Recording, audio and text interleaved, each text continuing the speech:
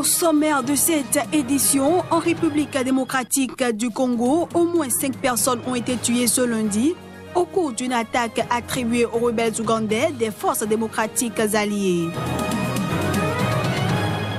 En Côte d'Ivoire, le nouveau parti unifié du Rassemblement des Oufouettistes pour la démocratie et la paix a été lancé ce lundi à 2 ans de la prochaine élection présidentielle. Et puis, à l'occasion de la visite de Barack Obama à Johannesburg, des dirigeantes africaines parlent des difficultés qu'elles ont rencontrées dans leur rôle.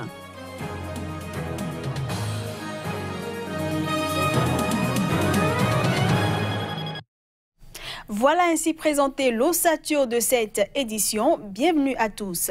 5 personnes au moins ont été tuées ce lundi dans l'est de la République démocratique du Congo. C'était au cours d'une attaque attribuée aux rebelles ougandais des forces démocratiques alliées. Reportage.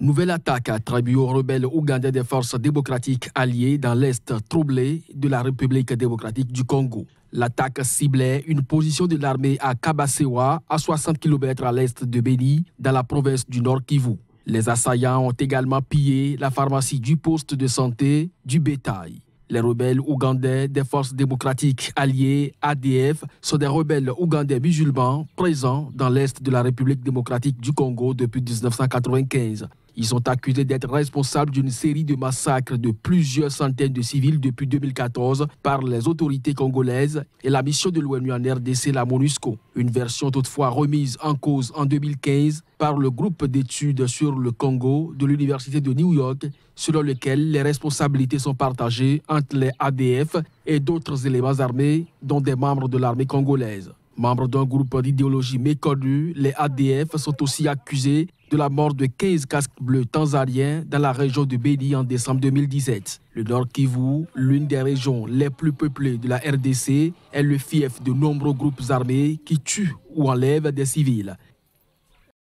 Pour une lutte efficace contre l'inflation au Libéria, le président a annoncé un train de mesures monétaires et fiscales. Pour George Weah, ces mesures sont destinées à enrayer la chute du dollar libérien qui cohabite avec le dollar américain. La chute du dollar libérien a entraîné une augmentation des prix, notamment des denrées de base.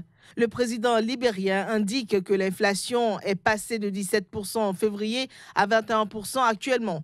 Lundi, il fallait quelques 160 $ libériens pour obtenir un dollar américain contre seulement 100 en juin 2017. Il urge donc de trouver des solutions durables aux défis économiques. Nous ne devons pas nous plaindre de la situation peu réjouissante dont nous avons hérité, ni nous plaindre des gouvernements précédents. C'est notre devoir et notre responsabilité de trouver des solutions durables à ces problèmes, vieux comme le monde, qui n'ont résisté à aucune solution jusqu'à maintenant. Ces mesures vont inclure, entre autres, une injection immédiate dans l'économie par la Banque centrale libérienne de 25 millions de dollars américains afin d'éponger la liquidité excessive de dollars libériens. Et la Banque centrale aura pour mission de mieux superviser et réguler les bureaux de change. La mission de la Banque centrale est de mieux contrôler les banques. Elle devra aussi conduire des analyses sur les réserves en dollars américains et libériens détenues en dehors du système bancaire et des mesures seront prises pour encourager le recours au système bancaire et aux instruments financiers. L'ex-star du foot a aussi indiqué que son plan de développement stratégique, destiné en particulier à combattre la pauvreté et promis pendant sa campagne électorale, serait bientôt présenté publiquement. Depuis son élection, il s'est tourné vers des pays partenaires, notamment en Afrique et en Europe, afin de chercher de l'aide pour répondre aux attentes immenses soulevées par son arrivée au pouvoir, notamment au sein de la jeunesse. Le nouveau parti unifié du Rassemblement des Oufouettistes pour la démocratie et la paix a été lancé ce lundi en Côte d'Ivoire. Avec à sa tête le chef de l'État ivoirien Alassane Ouattara, la coalition est lancée à 2 ans de la prochaine élection présidentielle. Les précisions.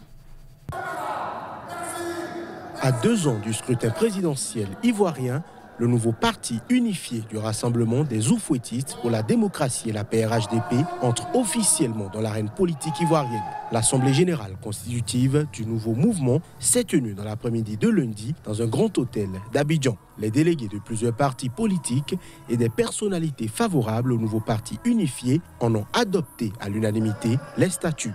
Ils ont par ailleurs désigné sans surprise comme leader le président Alassane Dramane Ouattara. Lancé une semaine après un remaniement ministériel, le RHDP regroupe le Rassemblement des Républicains RDR, la formation du président Ouattara, l'Union pour la démocratie et la paix en Côte d'Ivoire, UDPCI et des personnalités d'autres partis. Le Parti démocratique de Côte d'Ivoire, PDCI, l'un des deux grands partis de la coalition au pouvoir, a refusé de se joindre au RHDP, mécontent des termes de l'alliance proposée. Évoquant le scrutin présidentiel à venir, le président Ouattara a martelé qu'il sera remporté par le RHDP tout en mettant l'accent sur sa succession au terme de son deuxième mandat. Le chef de l'État ivoirien avait laissé planer le doute sur son intention de se représenter en 2020 pour un troisième mandat, en principe défendu par la Constitution de 2016 qui n'en autorise que deux.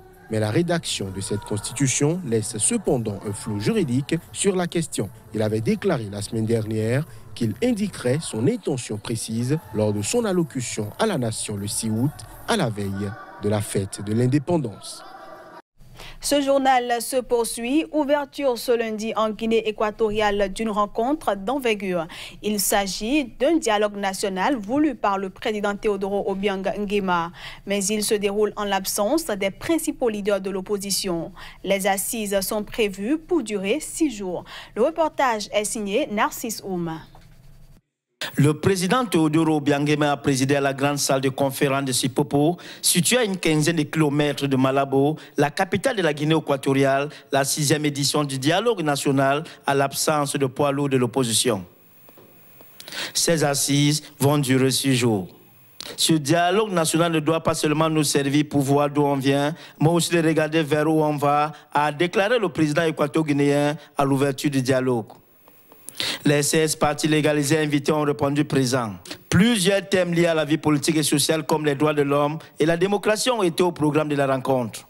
L'opposition peut critiquer la situation du pays, mais c'est mieux pour valoriser, c'est mieux pour applaudir ce que le chef d'État a fait. Bon, je crois que l'amnistie, c'est ce pardon général que le chef d'État a donné à tous les gens qui étaient pénalisés pour situation politique. Ce n'est pas situation commune. Pour la première fois, la société civile, l'Église et la communauté internationale ont participé à ce dialogue.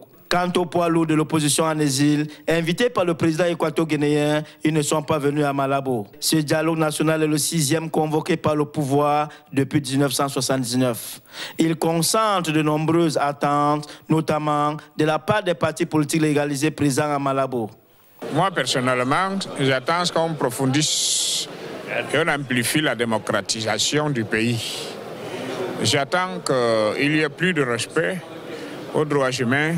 J'attends qu'il y ait meilleur partage du revenu national. Il faut savoir si le gouvernement va être sincère et ouvert pour faire le débat le vrai problème qui est le pays a maintenant. Et c'est la première fois que les observateurs internationaux sont invités à un dialogue politique en Guinée équatoriale. Le chef de l'État l'a rappelé aussi, il faudra mettre l'accent sur le terrorisme qui sévit dans la sous-région. Depuis Malabo, je suis Narcisse Oum pour Sika Télévision. En Afrique du Sud, des dirigeantes africaines ont parlé des difficultés qu'elles ont rencontrées dans leur rôle. C'était au cours d'une conférence à l'occasion de la visite de Barack Obama à Johannesburg pour célébrer le 100e anniversaire de la naissance de Nelson Mandela.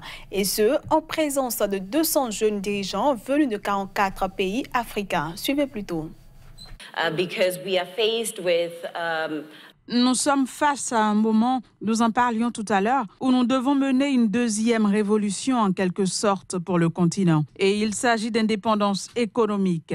Et je trouve que c'est un moment tellement décisif pour notre génération qui doit relever le défi et trouver une place légitime dans l'histoire. To the challenge and to take our rightful place in history and lead that revolution. A profound transformation of the Une transformation profonde du continent se produira quand des réseaux de jeunes dirigeants travailleront ensemble pour construire la vague de transformation. Together to build the wave of transformation. Secondly, don't go it alone. N'y allez pas seul. Les Éthiopiens disent, quand des toiles d'araignée se combinent, elles peuvent même attacher un lion. Et le lion que vous devez attacher, c'est la pauvreté et la corruption. Is poverty and corruption. Thank you. La Grande-Bretagne a lancé la campagne officielle pour le vote en faveur du Brexit. Vote Leave s'est vu infliger une amende de 69 000 € pour avoir enfreint la loi électorale. La commission électorale qui a fait l'annonce en a référé à la police. Vote Leave et Believe sont épinglés par la commission électorale de la Grande-Bretagne. Cette dernière a mené une enquête approfondie sur les campagnes menées par ces deux groupes militants pour le Brexit lors du référendum sur le maintien dans l'Union européenne en juin 2016. L'enquête a ressorti des preuves substantielles que les deux groupes travaillaient à un plan commun, ne déclaraient pas leur travail commun et ne respectaient pas les limites de dépenses de campagne légale. Le groupe Believe a dépensé plus de 761 000 € dans Aggregate IT, spécialisé dans la publicité politique en ligne, dans le cadre d'un plan commun avec Vote Leave, selon la commission. Toujours selon cette dernière, ces dépenses auraient dû être déclarées par Vote Leave. Le groupe a dépassé le plafond de dépenses fixé à 7 900 000 € de presque 565 000 €. Vote Leave devra payer 69 000 € pour plusieurs infractions au code électoral et le fondateur du groupe Believe 22 657 €, le maximum possible pour un individu. La commission a également alerté la police à qui elle a transmis les résultats de son enquête. Un porte-parole de Vote Leave a riposté en affirmant que le rapport de la commission contenait un certain nombre de fausses accusations et d'affirmations incorrectes. Et puis, le titre de la France à la Coupe du Monde de Russie 2018 est en fait un triomphe de l'Afrique. Ce n'est pas nous qui le disons, mais plutôt le président du Venezuela. Nicolas Maduro a fait cette déclaration en se basant sur le fait que plusieurs membres de l'équipe championne sont des enfants d'immigrants. Reportage. Victoire de la France en Coupe du Monde contre la Croatie. C'est l'Afrique qui a gagné à travers les migrants africains arrivés en France. Nicolas Maduro, président du Venezuela, l'a martelé, soulignant le pays de naissance de certains parents des joueurs. L'équipe française a gagné, même si elle ressemblait plus à une équipe d'Afrique. C'était vraiment l'Afrique qui a gagné. Les migrants africains qui sont arrivés en France. Combien ils ont méprisé l'Afrique? Combien ils l'ont réduite en esclavage? Combien ils l'ont pillé pendant 500 ans? Et pendant le mondial de football, la France obtient la coupe grâce aux joueurs africains, aux fils d'Africains.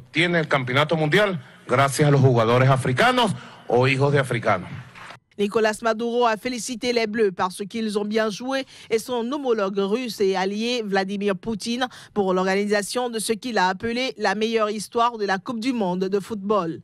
Par la même occasion, le président vénézuélien a demandé à la France et à toute l'Europe d'arrêter le racisme et la discrimination contre les immigrés africains et latino-américains après la victoire de la Coupe du Monde.